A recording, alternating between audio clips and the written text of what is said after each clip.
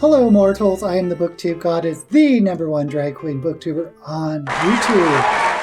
I was tagged with the coronavirus tag by Pints in Paperbacks several weeks ago, before this quarantine really happened. So my understanding is YouTube doesn't even like us using the C word.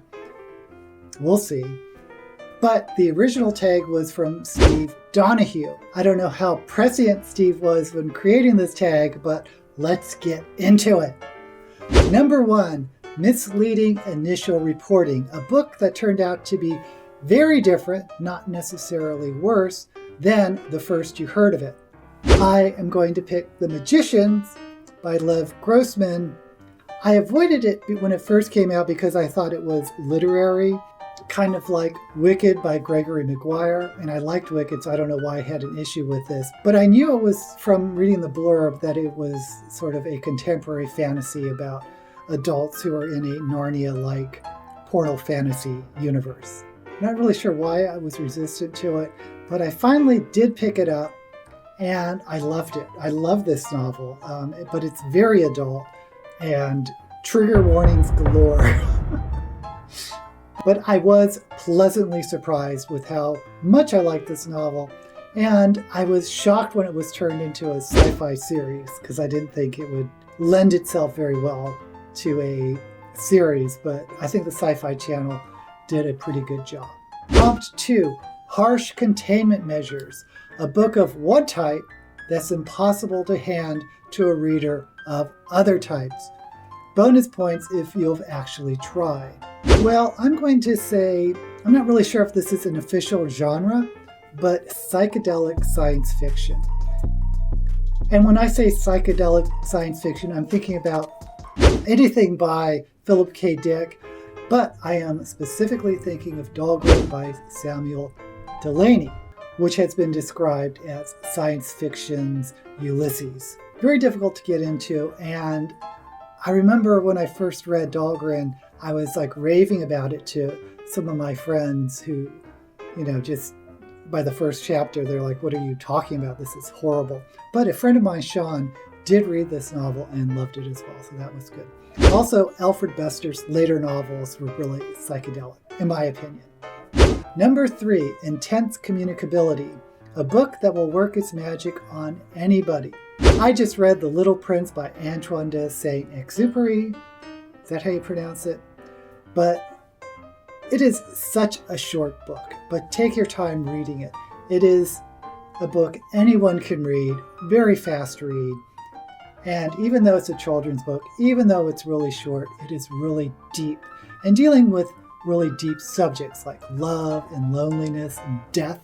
I hadn't read it in many, many years, and I am so glad that I got a hardback version to reread when I need a little perspective in my life. Prompt 4, Serious Mortality Rate, a book with a significantly noticeable body count. Well, I picked Red Rising, the entire series by Pierce Brown, and most especially the second trilogy. These are some of the most brutal battle scenes I've ever read. And it's not just battle scenes, but encounters where the violence is just so intense and over the top. And it was really hard to read some of the scenes in some of these books. And I feel I am pretty hardened to that type of graphic violence, but these novels take it to a whole new level. Prompt 5, Quarantine Prep, 5 books or series you'd want with you under house confinement.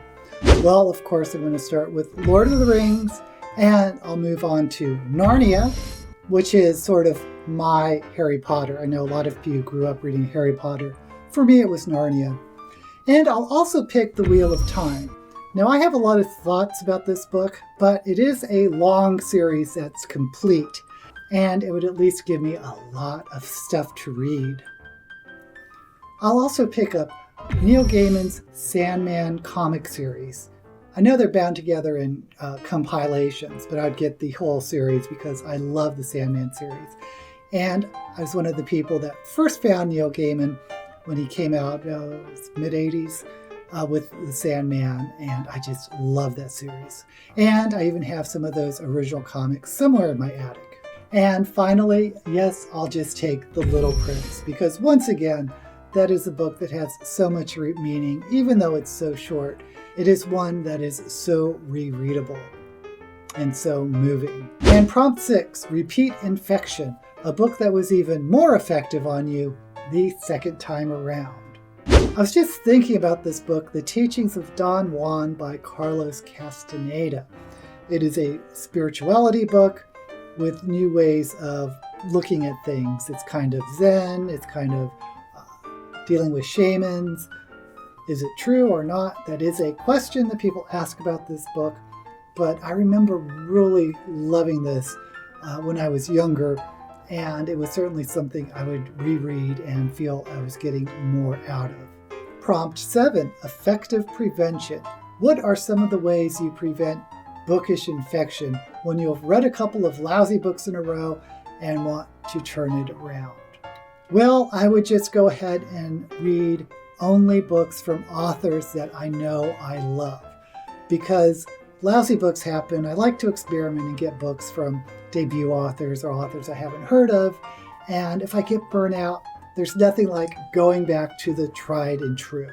So that's what I do. I look for authors that haven't let me down before, books I haven't read, authors like Gene Wolfe, Clive Barker, it's my favorite horror author, Brandon Sanderson, Gail Carriger, Naomi Novik, N.K. Jemisin. Next, infect somebody. Well, I don't want to infect anyone, so I'm going to change this to immunize some more booktubers with this tag.